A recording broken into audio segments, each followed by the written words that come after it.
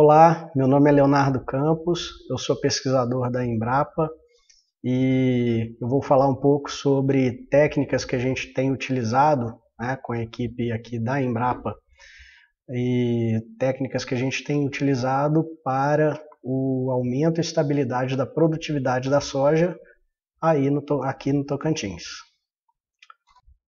Bom, os tópicos dessa apresentação, né, uma apresentação estimada para ficar entre 15 a 20 minutos, seriam umas considerações iniciais, onde eu vou trabalhar um pouquinho o ambiente de produção, as tecnologias que a gente tem abordado, as tecnologias trabalhadas e, finalmente, as conclusões.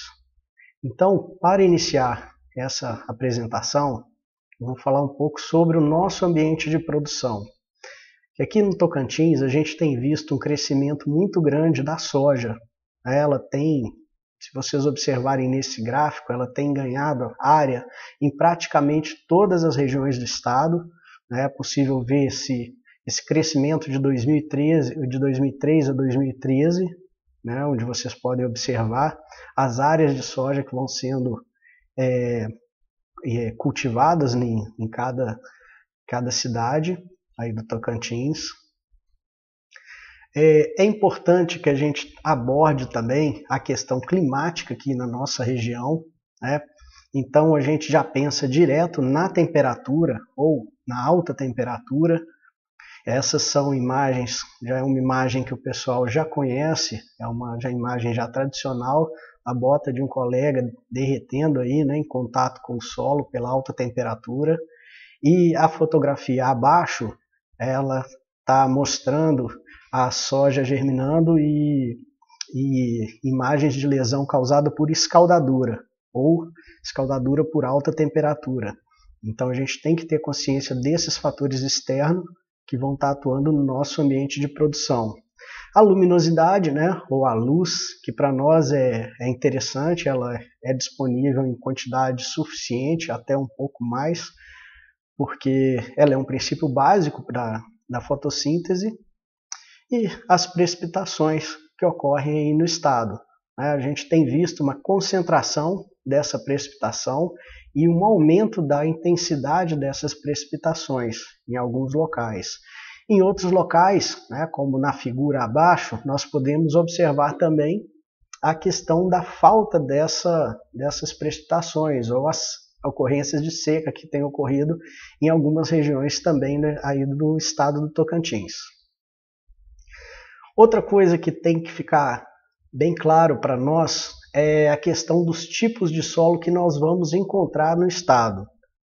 Nós temos latossolos, solos muito bons, solos que podem ser bem estruturados, mas também temos os neossolos, né, esses solos arenosos, onde o pessoal tem plantado.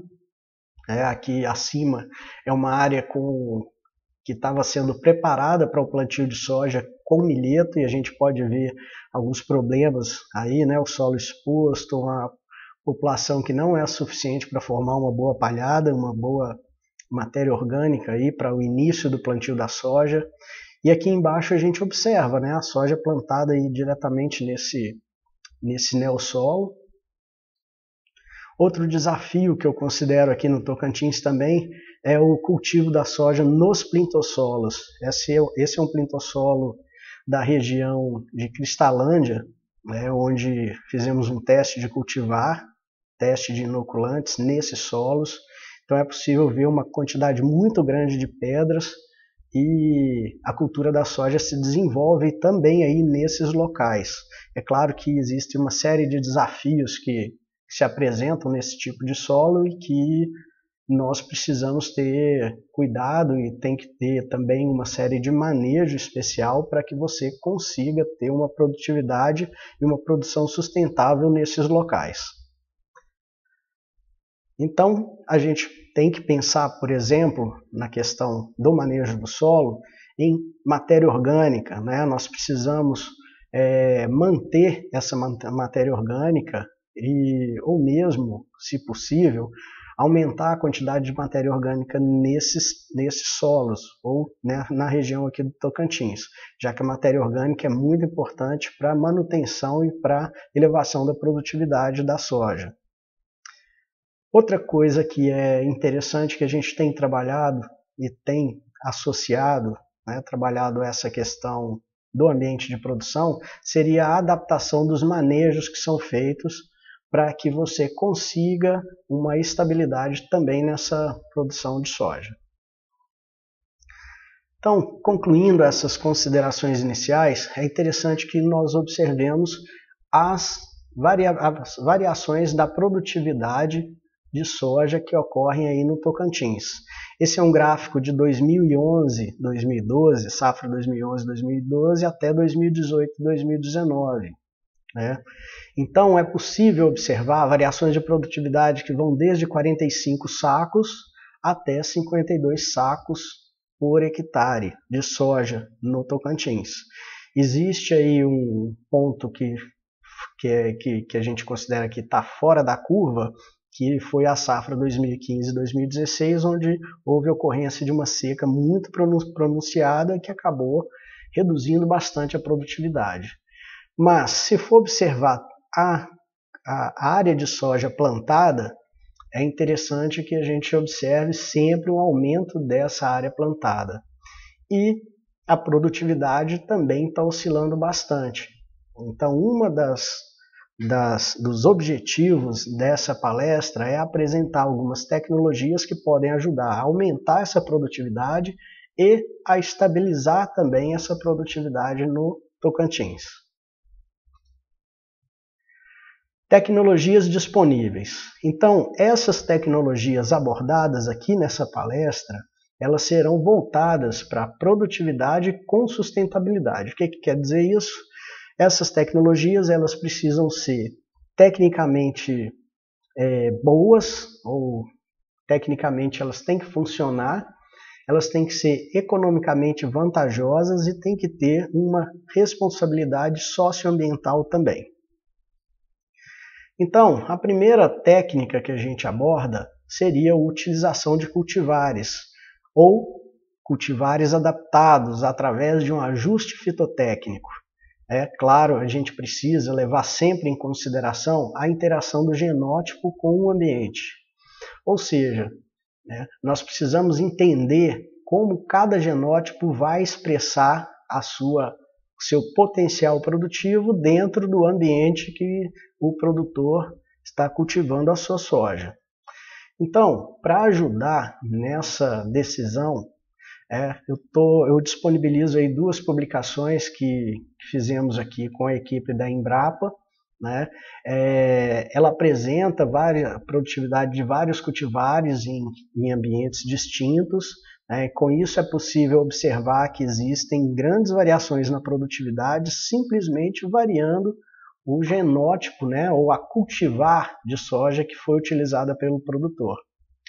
É importante também que o produtor tenha claro que cada região vai ter a sua particularidade, ou vai ter o seu ambiente, e que esse ambiente ele vai ter uma interação particular com cada um dos genótipos, ou cada uma das variedades que são utilizadas, ou das cultivares que são utilizadas ali naquele ambiente produtivo.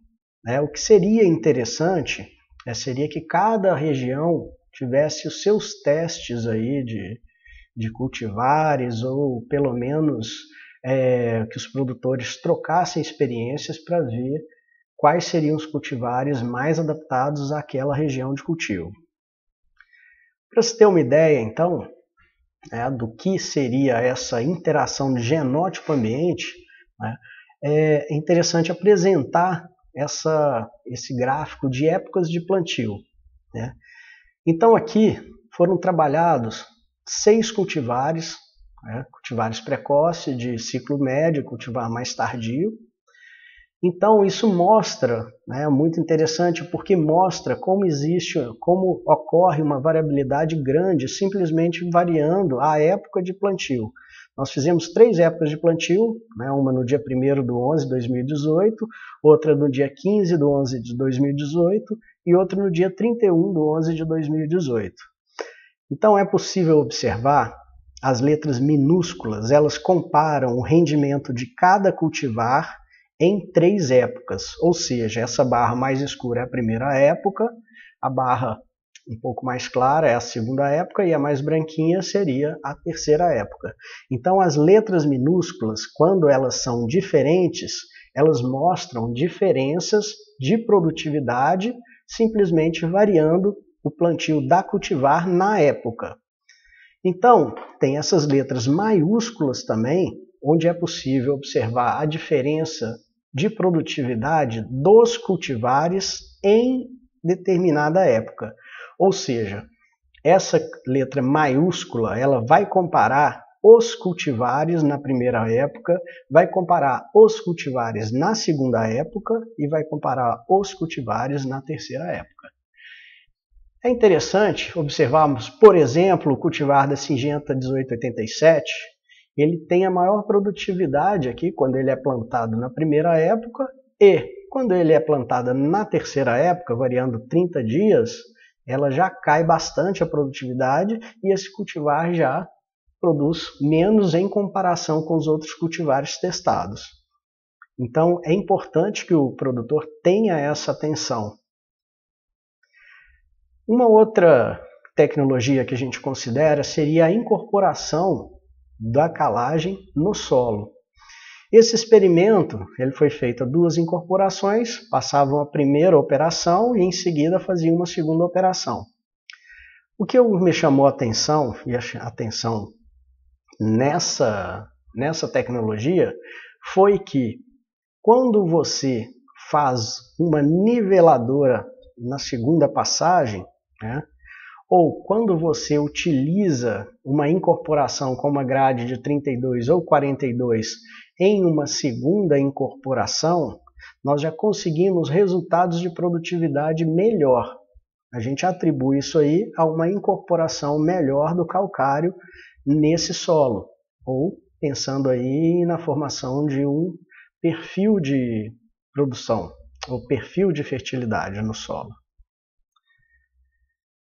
Coinoculação. Essa é uma outra tecnologia muito interessante para a nossa região também, porque ela é uma combinação, uma tecnologia que foi desenvolvida pela combinação do bradyrhizóbio, que faz a fixação biológica de nitrogênio, junto com azospirilo, que está relacionado a um crescimento radicular.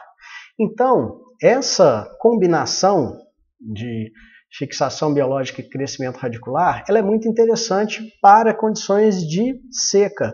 Por exemplo, esse é um trabalho abaixo, com os resultados, é um trabalho de coinoculação com azospirilo em soja.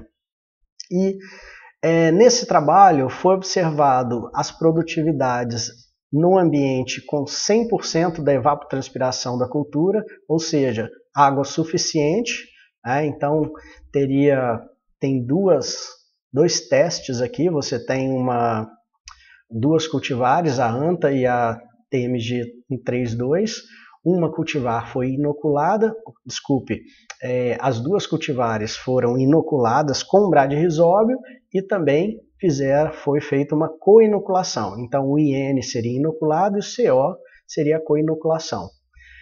O interessante que chama atenção é que quando você tem água disponível, essa coinoculação, a gente não consegue visualizar esse efeito. Mas quando a gente trabalha com uma restrição hídrica, por exemplo, com 25% dessa evapotranspiração da cultura, nós já observamos uma resposta muito melhor das plantas com a coinoculação. E se atribui isso a um desenvolvimento radicular da soja, o que é bem interessante, então, para o produtor. Uma outra tecnologia que pode ser utilizada aí pelos produtores e que já tem sido utilizada em vários locais é a diversificação e o manejo de sistemas de produção. Bom, qual que é o objetivo dessa tecnologia? O objetivo seria elevar essa matéria orgânica dos nossos solos. Aqui no Tocantins a gente sabe que a alta temperatura não contribui para o aumento dessa matéria orgânica. Então, manter o solo coberto, isso é importante, porque você reduz a temperatura na superfície desse solo. A produção de raiz nesses sistemas, que pode aumentar também a porosidade dos solos, a infiltração de água e a retenção de água nesses solos, e também a aumentar a diversidade biológica nesses solos. Como? Como que a gente consegue esses objetivos? Através das integrações do consórcio e das rotações. Nesse caso, eu vou abordar somente a integração, mas por questão do tempo. E o resultado que a gente se espera é a elevação e a estabilização da produtividade. Então, aqui é um experimento muito interessante da equipe da Embrapa. Foi feito o plantio da soja numa área de pousio, foi feito o plantio da soja numa área onde foi colocada somente a palha, uma palha de Urocloa rusiensis, a braquiária antiga, a Urocloa brisanta, e foi feito o plantio da soja sobre uma área onde continha somente as raízes, tanto da Urocloa rusiensis quanto da brisanta, e em uma área foi plantada também a soja com a palha e as raízes da soja.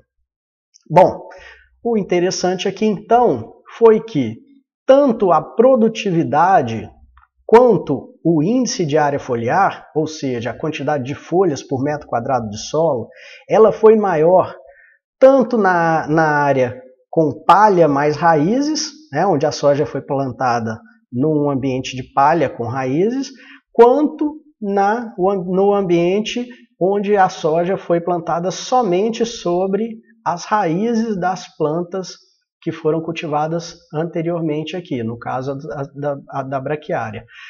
Isso mostra um papel muito interessante das raízes. É claro que esse experimento ele foi realizado no Paraná. Pode ser, então, que a gente tenha algum efeito da cobertura da palha aqui para a nossa região do Tocantins. Um outro dado aqui interessante é um dado da equipe aqui da Embrapa, que mostra uma diferença de, olha só, a gente tem 2.837 quilos de soja por hectare, e numa mesma área, trabalhando somente esse plantio da soja sobre uma palhada de mombaça, a gente já vê um aumento de produtividade, subindo aí de 2.800 para 4.200 praticamente quilos por hectare de soja.